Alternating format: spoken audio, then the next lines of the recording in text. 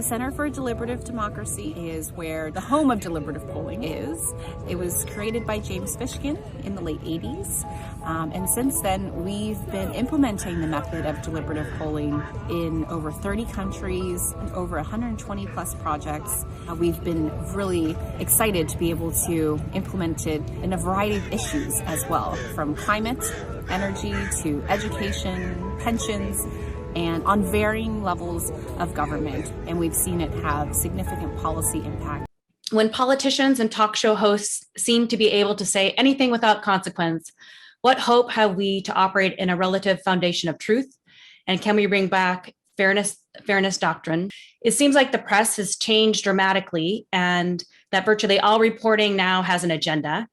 And the question is, has it really changed, or are people of a certain age just imagining what it felt like, that it felt different and more balanced in a different time? It has changed. We have a media where so much of the communication, well, as is often said, anybody can be a journalist now. And that means they can communicate without editors, without fact checking. And in fact, some people just make it up. Whatever spreads virally, that's most sensational. So our public sphere has been decomposed into innumerable filter bubbles where people just get the information that they want to get or they find congenial.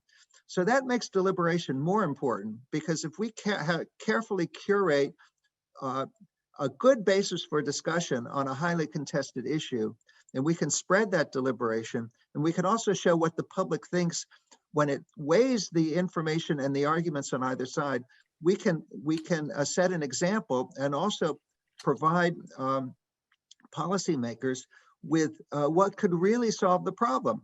And the public sphere has been decomposed, and because the assumption is arguments offered will get answered. But if you never hear the answers because you're in your own filter bubble, then it doesn't work anymore. We'll hear that say, what can we do in our local communities to foster these kinds of dialogues?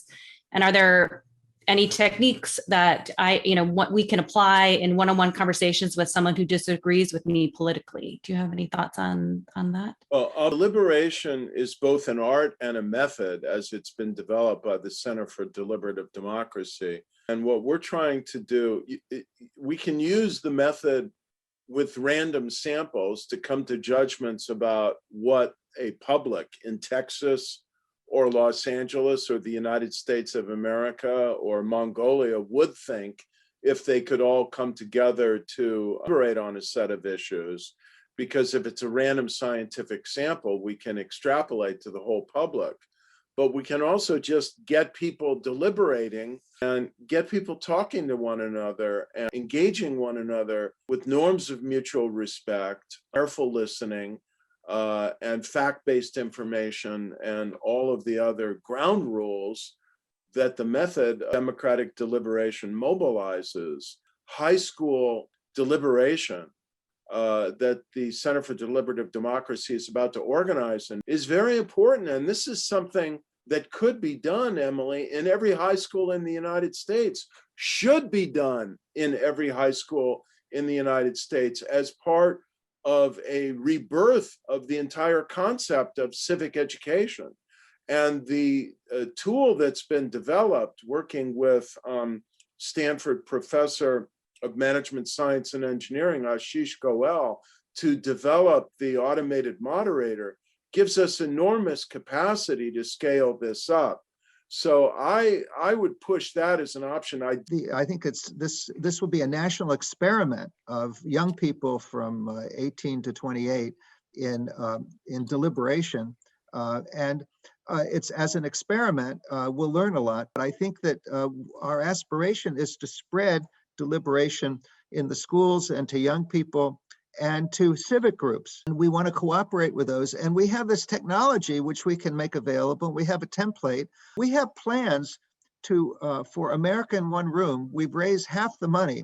We're looking to raise the other half, but we've raised $2.5 million in matching to do 6 deliberative polls with scaling to large numbers of others in the society to deliberate about the big issues facing the country now.